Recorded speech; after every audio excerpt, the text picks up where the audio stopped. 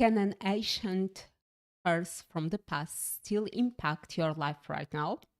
The story of Pandul isn't just a legend, it's a powerful blueprint for understanding how inherited burdens can shape our present. Welcome, kind listeners, to Under the Banyan Tree. The live show where ancient epics meet modern minds. I am Leo, a yogini from the West, And I am Mayank, a rationalist from the East. and together we journey through the Mahabharata from the retelling of Ramesh Menon, epic of war, faith, and everything in between. Everything in between. And before we start, let me tell you that we are a bit rusty because someone over here that I'm not pointing the finger went on holidays for almost 1 month to India. Happy Diwali, folks. Belated Happy Diwali. So, my second call out is a big thank you to some people. Go ahead, Meg. We would like to thank Maithili Verma 3248 for their comments and a lot of insights on our videos. Probably they went through a series of our videos and commented in more or less all of them. And some of them are long insights. We will take our own sweet time to respond to them because we want to do justice to whatever insights they have provided. We would like to respond with all care, affection, and love. So thank you so much. Then I would like to thank and we would like to thank the Path to Dharma podcast hosted by Shannon and Shay. Thank you so much for your lovely comment on our first video, and we wish you all the very best for your channel. Lastly, my friend Bharat, he posted some comments in some of our videos, and he also reached out to me through WhatsApp, uh, encouraging both of us. And he praised a lot. He praised Leo a lot because of her insights and everything. And these words and these encouragement means a lot to us. So thank you so much. Big thank you from the depths of my heart. Thank you. And that's it. Yes. Okay, so we are ready to start. Today we are reading chapter 22, Sweet Deadly Spring, with the sankalpa of reading it from the point of view of healing. Mhm. So before we start, Mayank, would you mind sharing your understanding of healing? Well, I wrote very simple interpretations. One, I wrote in terms of a physical wound or something, that if a wound is improving, we call it healing. Second, I just wrote some emotional or spiritual progress because I think we also use it in terms of healing. Like I attended a concert and it was healing my soul. So I just thought that it's kind of an emotional or spiritual progress which you are making in your life, and therefore it can be considered healing. Thank you. You're welcome. So, my understanding of healing is related with wholeness. So, and it was surprising and nice for me to know that etymologically, healing has a root in wholeness. And Oh, as someone in the world of yoga and in the Western culture, we talk a lot, or the word healing, it's quite used. But something that I always remind myself is healing is different from restoration. So many times, and within the world of yoga and in processes of transformation from a traumatic event or a hurting or, you know, some stressful moment, everybody is looking for healing. But many times I see people wanting to come back to what they were. and that you will never come back, because you will never restore something that you worked for. And healing, it's coming back to be functional. When you break a bone, the bone will never become the same. You will always see the scar in the bone or any tissue of your body. So the process of healing is a process that will transform yourself into something else, Mm. something that can be more beautiful, that can be even more functional, that can be even more bright, but you will never restore to something different, restore to something that was the same. And I think physically, mentally, and emotionally, and spiritually, it's a very important difference. Yeah. And when you were talking about the difference between healing and restoration, I thought about that practice in Japan where Mm-hmm. if a china bowl is broken, instead of like they repair it by putting Old. gold, and that way the china bowl doesn't return to its original form, but in a way it becomes better, I feel. Yeah. And when you said like a broken bone being healed, it may not restore to its original form, but we always have an opportunity to make it something even stronger than its original form. And I don't know if this is right. Maybe it's wrong. I don't know. But I always hear that the part of the bone that healed, it Hmm. becomes stronger. Hmm. So for me, is this clarity of the process of healing is a process of transformation. Is a process that, yeah, maybe you will have scars, but it's the way we hold our scars that show if we went through the process of healing or not, Hmm. or we went through the process. And very simply, in my path of yoga, many times, you go up, and after you always go down a little bit more. And I always try to remind myself that I don't want to go back to the state where I was before. I want to become something new. That was very good insight. I didn't think of it in terms of healing versus restoration. Thank you for bringing that in. Thank you. Thank you for listening. Yeah. So now that we have idea, or we shared our perception about the concept of healing, Mayank, would you be as kind as to move us towards our next moment, that is Shravan, where Mayank will do a summary, better than me, because my summaries tend to be a detailed, very, very detailed summary of our chapter, chapter 22. Okay. So, chapter 22, Sweet Deadly Spring. So, 15 happy years have passed. Pandavas, Pandu, Kunti, Madri, all are happy. Spring has set in. There's a love making season going on between animals and everyone. And Pandavas, they grew up with nature, they are in sync with nature. And once the spring arrives, one day Pandu goes around to collect some lotuses, and he sees Madri taking shower in a pristine clean stream. And when he sees her, he saw a naked woman after 18 years.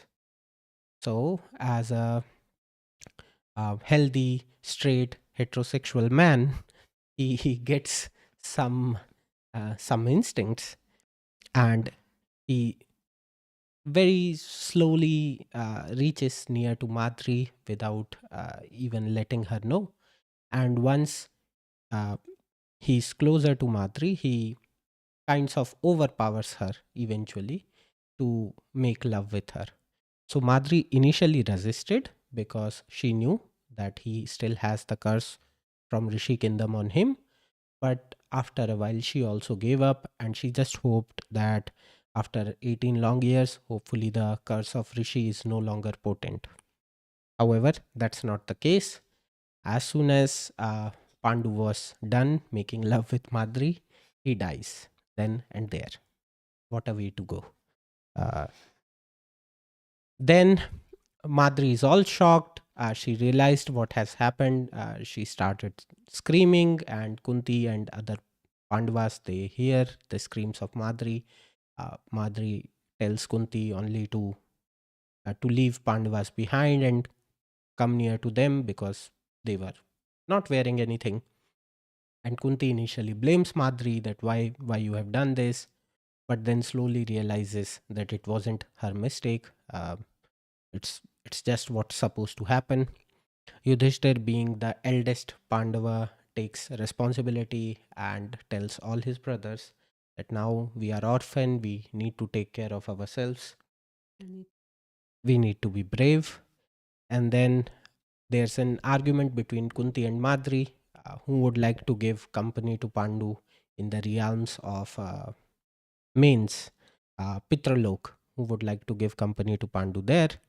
And after a lot of argument and some Rishi advice. some advices from Rishis, ultimately it was decided that it will be Madri who will go with Pandu on his pyre alongside him. So probably an instance of Sati. And she tells the Pandavas that, especially Nakul and Sadev, that Kunti is your real mother. You have to obey uh, Yudhishthir all the time and never leave his side. And ultimately, Madri is also gone. Uh, Somehow, magically, the fire of the pyre were cold, didn't hurt her at all, and she gets to meet Pandu in the Pitralok, where he is waiting for her uh, with her arms open. Yeah, thank you. Was that it? Yeah, there were some Yeah, in a like nutshell. yeah, It's a summary, right? yeah. There are some things which probably we will discuss around, like what advices Rishis gave and all those details. Mm-hmm. But yeah, I think this is it. Mm-hmm.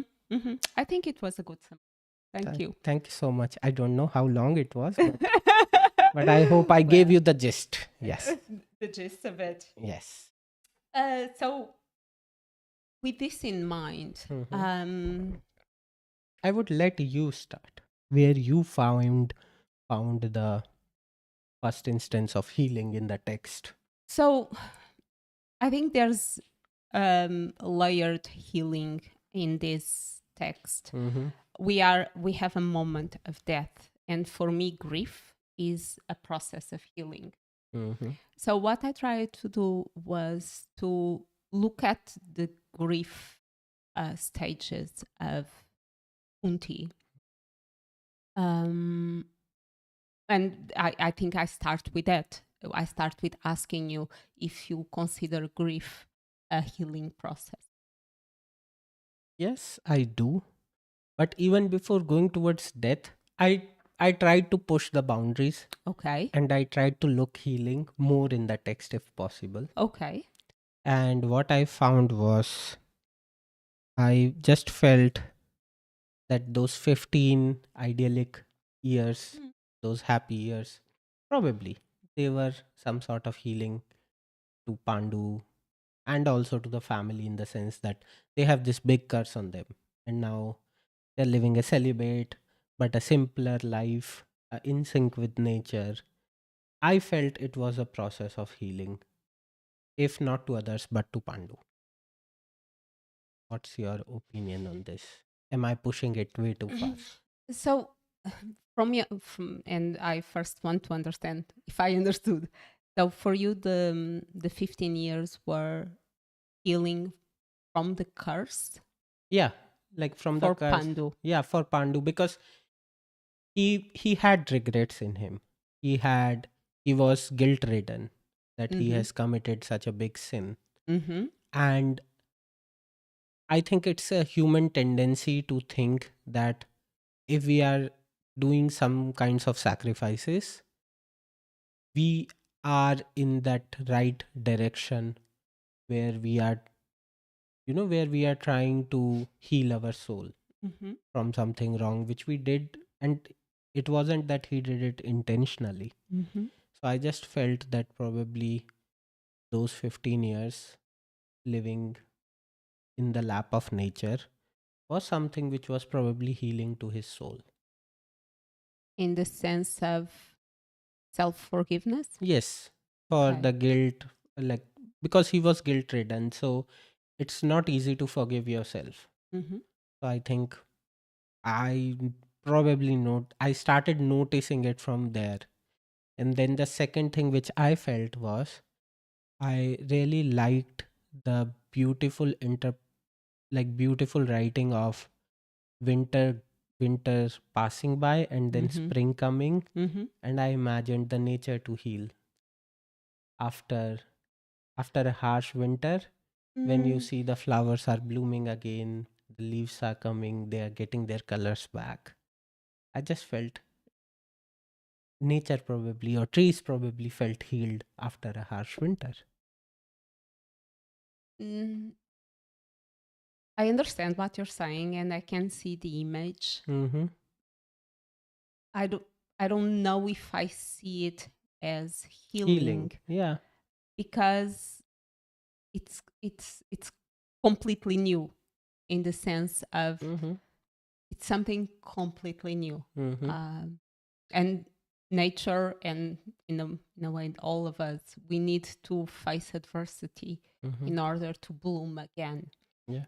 But I understand, Yeah. and I consider a beautiful idea and concept. Yeah. I Uh, just, because I wanted to see something in the text, so that's why. And that's why I also felt probably I'm pushing it, but because the text described everything so nicely about winter going and spring coming and Pandavas living in sync with the nature. mhm, Pandu, Kunti, and Madri all are having a peaceful time. So I just imagined that to be something that, mm. okay. But yeah, I get it. Probably the best places to look for healing for sure was where you started it. That after the death of Pandu, how different characters went through the stages of grief or went through the process of healing. And and sorry, now I'm going in a small other direction. That Mm-hmm. is, and maybe this is me pushing it too Mm-hmm. much, but when Rishi was saying that Kunti and the Pandavas, they had to go to Hastinapur Mm-hmm. because evil was born into the city. Maybe maybe I'm pushing it too much, but it was almost as the Pandavas' duty is to heal Hastinapur. So they are the healing agent. Mm-hmm. They are the healers.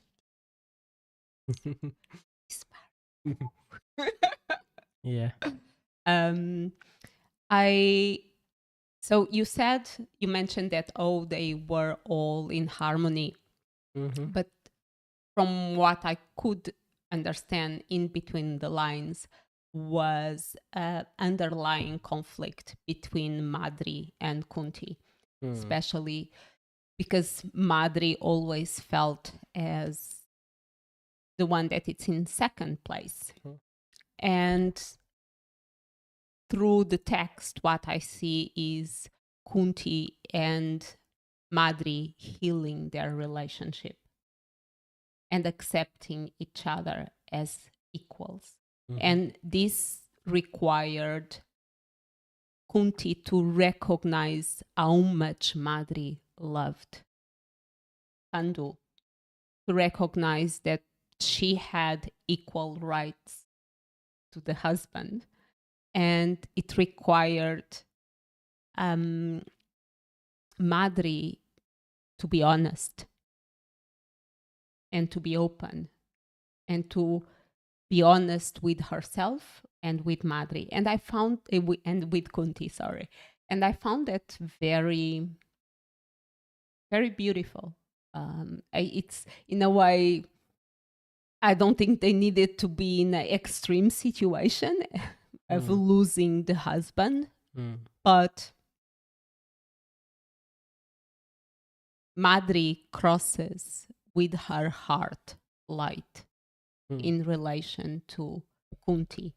And I don't know if it was a necessary lie to say to Sahadev and Yeah. Nakul that the true mother was Kunti, but it was a beautiful lie.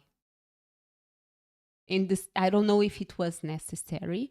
I don't know if it was needed for Nakul and Sahadev respect Kunti and obey Yudhishthir, but it was, you know, it's rare that a lie it's good, Mm, but it was a lie from love. It was a lie of pure respect mhm, and to ensure that the Pandavas would never be separate. They mm. would never break the house from the inside. Yeah.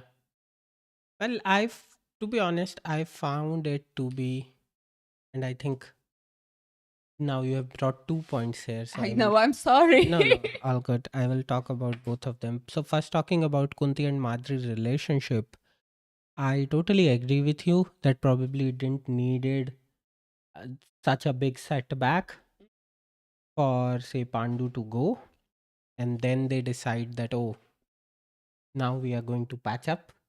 But I think your observation was totally right that it required kind of a compromise from both the ends. The comprom, Compromise or growth? yeah, like I would say, probably better word is growth. That Madri realized that it's good to be honest, Yeah. and Kunti realized the love from Madri for Pandu. And in a way, how privileged she Hmm. was. Hmm. So yeah, so I also felt that when Madri confesses that I will not be able to love all the children equally, Mm-hmm. it's not a small confession to make. Like, it's a big thing to say. And I felt quite some respect for her in that moment. And then, uh, about this part that Madri calls Nakul and Sahdev and tells them that your real mother is Kunti. To be honest, I found it little bit dramatic, but then I gave it a thought, and what I thought was that these are small kids. Yeah. I don't know what age they were. Their mother is about to delete herself. And for them, it will be a big, big emotional. And I'm sorry Yeah. for stopping you, but it's like if I was in their place, Mm, it was like you like more mm, our father than mm. us. I don't know. But what I thought was that at least for those two kids, they lost their father Mm-hmm. and they will lose their mother as well. Yeah. So I call it a benevolent lie. Well, yeah, like I just thought in the sense that with this lie, they will have this in their mind that they still have their mother. Yeah. Yep. So, but I still feel like it can't be a replacement. Like uh, if someone nourished you, if someone uh, Well, poured love Madri on you, yeah. Madri said that Sahadev and Nakul preferred Kunti to her. Mm-hmm. So Yeah. I think it was a validation, and maybe it was for herself to not feel so guilty that she's leaving behind her sons. Hmm. Um, Yeah, but like I was thinking it in this scenario. If, say, this line was not said, do you think it would have been a disaster or something? Like, if she wouldn't have told them that, okay, if she wouldn't have said that I Kunti is think your it real mother. prevented some possible emotional turmoils, at least for the boys. Okay. Yeah, like in all honesty, I just felt that all this should not have happened in the first place, but I get it. It's that it's an epic. Someone incepted the idea of go and collect lotus flowers. That's it. No, I mean, like, say, once Pandu was gone, I I just felt that there was no need for Madri to make such a decision. But okay, the epic decides to go in that direction, so it is going. Mm-hmm. Having said that, I just like, because I made some notes when the rishis were giving some advices. Mm-hmm. I was like, whatever advices you are giving, I think, being an arrogant me, I think that I have better advices. And I would have given those advices instead. But I get it that when you are in the stage of grief, Mm-hmm. if someone asks you to take care of yourself, not a powerful motivation. Nope. But if you are asked to care for others, Yep. it's a much powerful motivation. And I think the same was being done by And the rishis. I can be I can illustrate Mm, that. So when my father passed away, everybody was distraught, mm-hmm, basically. And I remember telling to myself, you need to hold yourself together, not mm-hmm, for me, but for my mom, for my sister, for my family. You need to keep it, you need to have a clear mind, you need to look at rationally. Someone needs, and today that someone is. mm-hmm, So I think it's, you need to have something to hold on to, mm-hmm. and caring about someone else, it's a ladder to that will help you to. Okay. So I have a question here, probably not uh, the most appropriate one, but say you were strong at that point of time, but somewhere you realize that okay, now your family is settled, but you also need your time to grieve. Oh yeah, but that I did it on Mm-hmm. my own time, on my own way. Mm-hmm. uh but when you feel that everything is shaky, and you have, I had the privilege of, in a way, through the process, taking care of myself. I was like, okay, this is the moment for me to be strong. At my own time, in my Mm-hmm. own ways, I've done my grieving process. And you can see that even in cultures where some cultures, they externalize their emotion and they show it. And you have other cultures that they don't express it.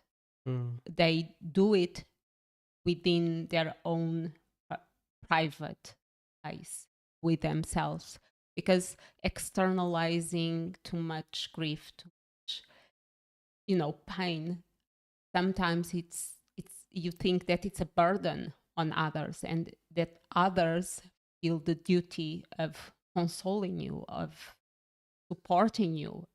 So every culture it's different, everyone is different, but there's dynamics, and some moments you have to be the strong one Mm. and do your grieving process, sometimes in a different way. Not crying doesn't mean that you are not feeling it.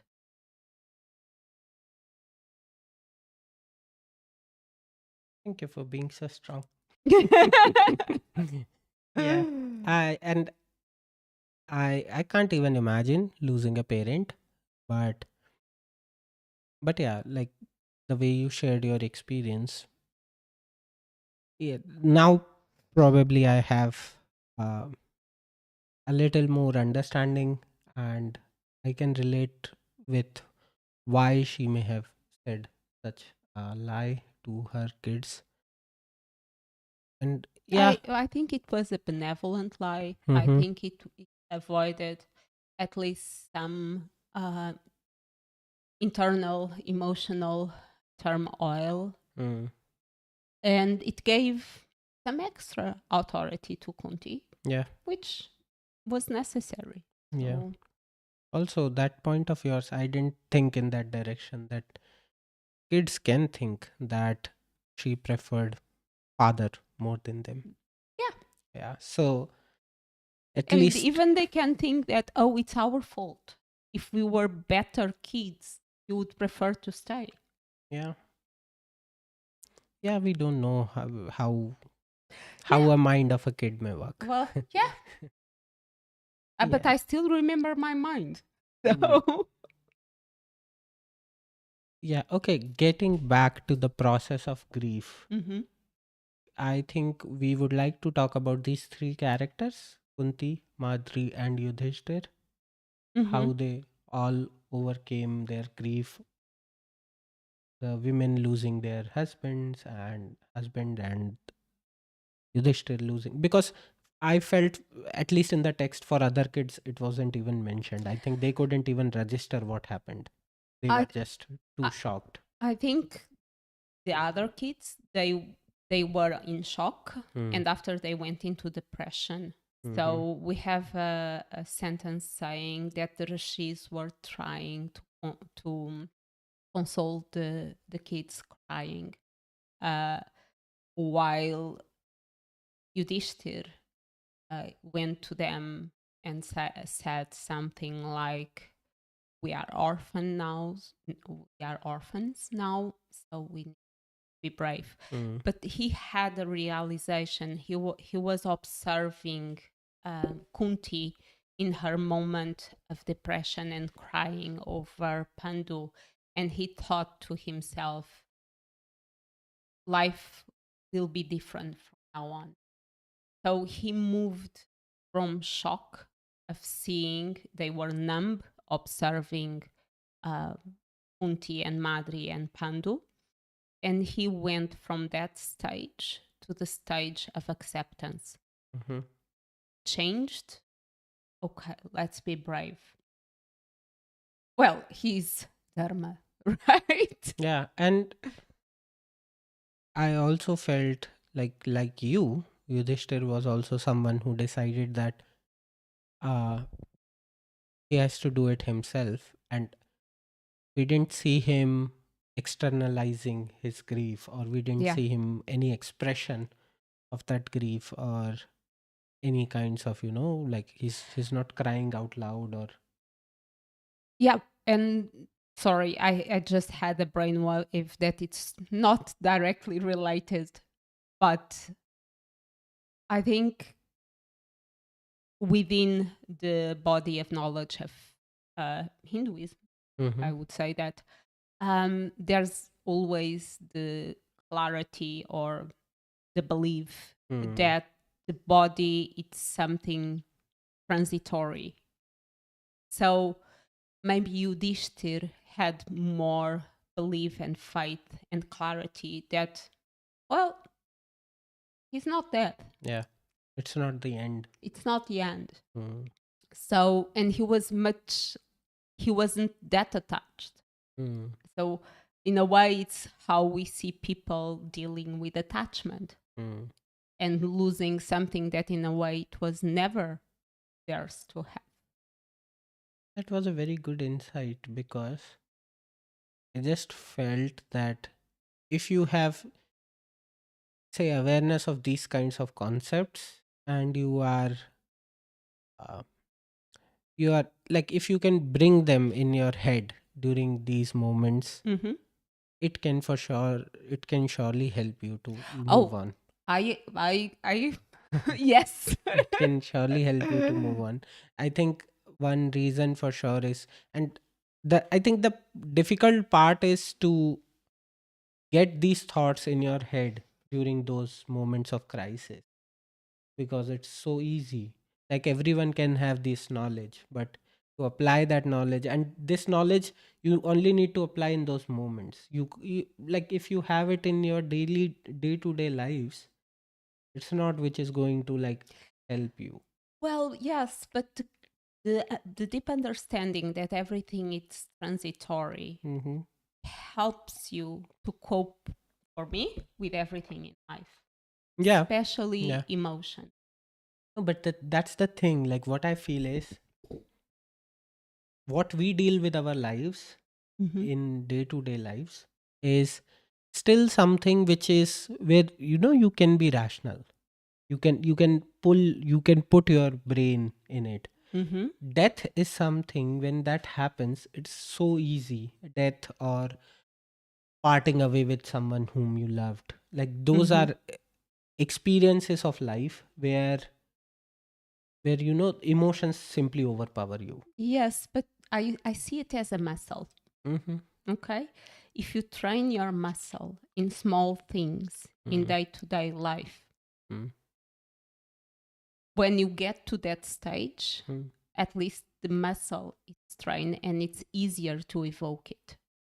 If you don't have that clarity in your day to day life, from breaking a cup to I don't have internet at home to I received a nasty email to oh, it's raining outside and I don't have an umbrella, you don't have the muscle. Therefore, it's much more difficult to trigger that possibility. Mm-hmm. And you said that it's rational. For me, it wasn't simply rational. Mm-hmm. For me, was wherever and in whatever shape or matter or no matter he is, my love will reach him and his love reach me. And this is felt. It's not a thought. And I think Yudhishthir had that clarity. So it was easier for him to move Mm-hmm. through. While Madri was so attached to him that she couldn't, especially because she felt she never had him fully. Mm-hmm. He was never only her husband. She was the second wife. Mm-hmm. So for her is I think for her death was freedom. Yeah, like I don't know if I should bring it in now, but I just felt uh that when Madri reached Pandu, Mm-hmm. I just wrote it that for me it was a moment of healing, in the sense that they are no longer in the in the pressures of worldly pleasures or pains or curses. There are Yeah. no restrictions.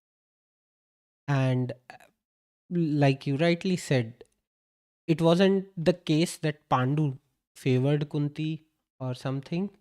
It's just that Madri felt that way. And if you Yeah. feel that way, no one can help you. Yep. And I think I also liked this parallel which you made, like the ends of two spectrum. At one end we have Yudhishthir, at one end we have Madri. Yeah. At one end we have an attachment where there's an understanding of transit, like things being transient. Mm-hmm. And at one end the understanding is that it's kind of the permanence, whatever has Yeah. happened. Yeah. We have Yeah. separated, we are now separated like for eternity or something. Yeah. So having said that, I would just add a point here. It's not that I believe in all those things, but I genuinely feel that having such frameworks in your life, or having such uh, philosophical uh, threads in your mesh of mesh of philosophical what should I say, like of your philosophical understandings, these things can help you. So Can I put it in another way? yes, go. So, what I think he's trying to say is we have probably thousands and thousands of different philosophies Mm-hmm. and ways to believe. I prefer to have philosophy that helps me to be a better person and helps me to grow and gives me space to change and to own my own power. What he's saying is this belief system help us to heal. Yeah, So why not? yeah. So I'm not saying that you have to believe in afterlife or something, Yeah. or you have to believe in the concept of soul or something, but at least I feel that what you said, what Leo said, that the love can still reach. Uh, you still love someone even if they are not physically present, and just this belief that if they loved you their whole life, and if that love reached you during that time, that then probably it can even reach to you now. So I just feel that it's not a dangerous belief to hold. Yeah. It's actually a beautiful belief to hold. And And you, and I'm mm-hmm, sorry that I cut. And I was just thinking that even if this hope doesn't exist, I just thought that Pandu's body will become a flower. It mm-hmm, will become a deer. It will mm-hmm, become a tree. So even in this perception of matter that we have, mm, they are still here yeah, in a different form, in a different way. But we are very attached to a group of atoms that they stick together in a certain way, and we can't go beyond that. Okay, let's move on. mm-hmm. Yeah. So we talked about little bit from the healing of Yudhishthir and Madri. Yeah, What's your opinion on what was Kunti going through? Kunti Kunti went through different stages. I think she Mm-hmm, was very angry. mm-hmm, Um, I understand. She didn't say many nice things mm-hmm. to Madri initially, which is normal. Yep. She even went through, bargaining the conditions with Oh, Madri, yeah, bargaining. Yeah. and she went through the depression. Mm, And after she accepted, so accordingly to Kubler-Ross model, she mm-hmm, went through almost all stages of grief. mm-hmm. And in a way, I found it interesting. And I I know, would, for the sake of our audience, can you just tell the 5 stages, please? okay, so the 5 stages of grief from Kubler-Ross model that it's highly accepted, at least in the Western world. There's denial, that this is not happening. There's anger, why this happened. Mm, There's the bargaining the conditions and the what ifs of the situation, depression and acceptance. mm-hmm, So I my perception is that Kunti went through the process, and the stages are not linear. You can be in a different at each stage at different moments. You can go from depression to anger, and after to acceptance. Doesn't It's not linear. Um, and I like this in the text. We watched the episode on the old Mahabharata, and the actors, the characters, they were much more polarized in the sense that Kunti went directly to acceptance. mm, Madri was in complete despair, while the characters in this epic written by Ramesh Menon are more rich, more complex, Yeah. more humane. I think the book gives you time to Yeah. explore what exactly is going through the minds of each and every character, which is not. And I think in the old Mahabharata they rushed through these parts, but I think your assessment. So on these five models, if we will have to put all Kunti, Madri, and Yudhishthir, Hmm. that from which stage to which stage So they jumped, how I would you? think Yudhishthir went from denial to acceptance. Was there any denial? It was when they were, so when Pandu died, Hmm. you have Kunti and Madri Hmm. crying. And the kids, the five kids, they just stood there numb. Okay. Yeah. Okay. And that's a stage of like, I Denial. can't believe. No. Yeah. So he went from denial to acceptance. Um, regarding Kunti, we went more or less through it already. Hmm. Regarding Madri, I I think I don't know. She stayed in denial. Yes, in a and, way. and in the end, she just ensured that actually this has not happened. Yeah, I love that. Yeah. Like she broke the matrix there. Yeah. That this can't be real, and then she did something and realized, oh, this is actually not real. So Yeah. yeah. Having said that, we are not uh, we are not defending nor justifying nor propagating Oh no. the idea of self deletion. No, no, not at Yeah. all. And we are So looking at this as epic. yeah, That's it. yeah, because uh, Can I ask you one thing? mhm, So in the text, it was, and I believe that's the tradition. Yudhishthir was the one cutting fire to the pyre. mhm. Do you think this ritual helps in the healing process or not? Or it I depends? personally think it does Hmm. because it gives a definitive closure. Okay. Um, like if you do it and you do it with your own hands, it's like it's done. That body is gone, not coming back. Okay. Okay. Like especially for the elder son, it's like I've done with my own hands. And it's assuming a new responsibility too, or not?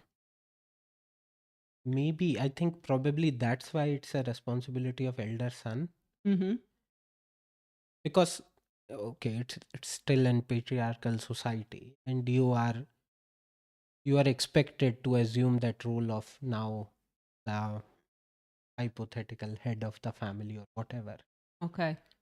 But I just feel like because I can recall from my experience of my when my grandfather passed away, my father's father, Hmm. he did it. And I don't know, I don't think I had very deep conversations with him on this. But somewhere I think he mentioned that it's so odd that you are doing it. Okay. I don't know what goes through the mind of a person during that time, that oh, you were raised by this person, like, and now you are the one who's standing at his head. So and you have to give it, you light the pyre from standing at the head, so you are actually looking at the face of that person. Mm-hmm. So I genuinely feel that all these are difficult things to go through, but and I think Hinduism is very ritual heavy. Mm-hmm. In some ways I guess it helps as well, because you are just so busy in all those mundane rituals, that that peak time where emotions may be boiling inside you, Mm-hmm. that passes, and then you settle in. Boiling. Yes, not fermenting. You are not a dosa. Yeah, that's what I've done now. Yeah. Like just Yeah. um I don't know, somewhere in the back of my mind, Mm-hmm. and this is a personal interpretation that's probably completely wrong, Mm-hmm. but when you by your own will burn the body of the one that gave you life, for me it's the ultimate understanding that he's not the body. Mm-hmm.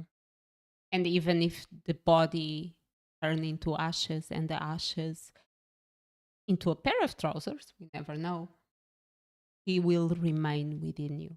Mm-hmm. He does not disappear.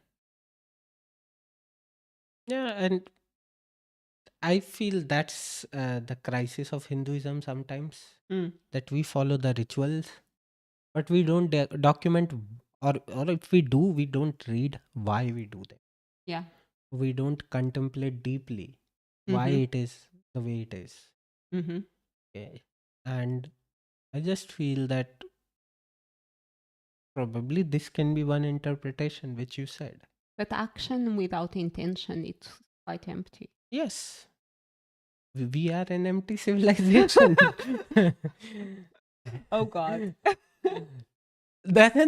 I'm just telling the truth, and I'm not saying it's just for us, but it's for majority of the things in the world which we do.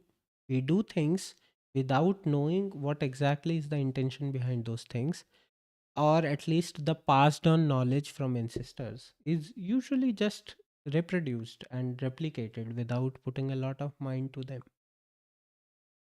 And for me, it's not only about mind, it's about putting clarity, your feeling, your understanding, your awareness. Mm-hmm. Um, and you know, I'm a person with small ritual, but they are not simply mechanic. Mm-hmm. If they become mechanic, there's no value to them. Mm-hmm. This is a personal opinion, okay? Yeah. Yeah. Okay, so I'm so sorry, but I'm very aware of time and we tend to stretch and talk and talk. Yeah. So let's move on. Any lesson? I I think whatever you said touched me a lot. uh, Transience of thing, nothing is permanent, uh, and I think that awareness can help a lot in the process of healing. So that's the only takeaway from me. Nothing is permanent, it Mhm. will get healed. Yeah. Yeah. And my learnings were in line of that too. Um, through what you were saying and through our discussion, for me is I want to have complete clarity the difference between attachment and love, Mm-hmm. and to allow love to be what connects me to everything, and to let go of someone, it's an act of Yeah, seems like I'm more attached to you than I'm in love with you. we take that offline. No, in the sense of No, I get you. Yeah. Yeah. if if they want to go, or Pandu died Mm, and it's time to change, mm, to honor their life, mm. it's to accept that their mission ended, that it's what they had to learn, they learned, and it's time for them to move on. Yeah. And not endorsing Sadhguru in any way, but I remember this one clip which I saw where a woman comes and she was grieving badly because her mother, she just lost her mother. And Sadhguru gave an excellent answer, and I would request you to go and check it out, because if I will reword it, I'm not going to do justice to it. But he simply said that when you were a kid, when you were a 3-year old, you always wanted to run and not be in your mother's lap, Mm. even if she wanted you to be in her lap. And she let you go, she let you run, and now it's your mother's time to go. So you should also let her That's go. her. And what I just felt was that I just feel that words have this healing power. If you use the right words at right time to the right person, they have a healing power to them. And if these words actually help someone, Mm-hmm. who am I to question, like, oh,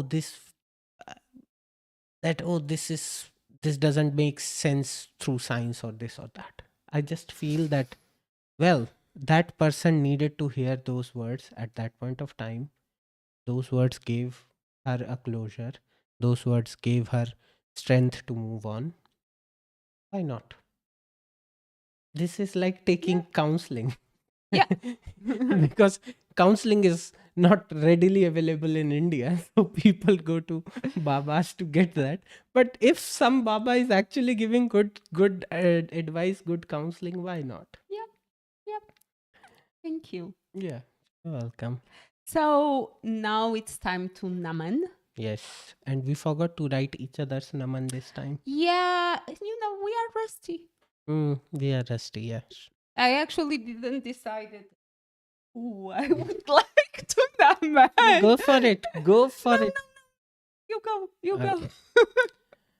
I think for me it was I think Yudhishthir. I would go with Yudhishthir, because I just felt that losing your father and then being brave in that situation, even we can say that, oh, he was dharma personified, so for him it may be easy or whatever, but I feel that being there, being there for his brothers, being there for his mothers, uh, being brave in that situation, I think that takes a lot, and I have a lot of respect for that kind of quality, and therefore my naman goes to Yudhishthir.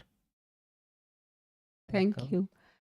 Um, I've decided while you were talking. Mm-hmm. Um, I want to Naman Kunti. Mm-hmm. And you mentioned Yudhishthir, and in a way, Yudhishthir by nature is it. Mm. While Kunti is not the daughter of a god Dharma. Mm. or Dharma, Mm. and she had to change in the process of grief in order to do the right thing. And it's a lot to ask. She had to recognize the love of Madri. She had to recognize her own, in a way, selfishness or and her grief.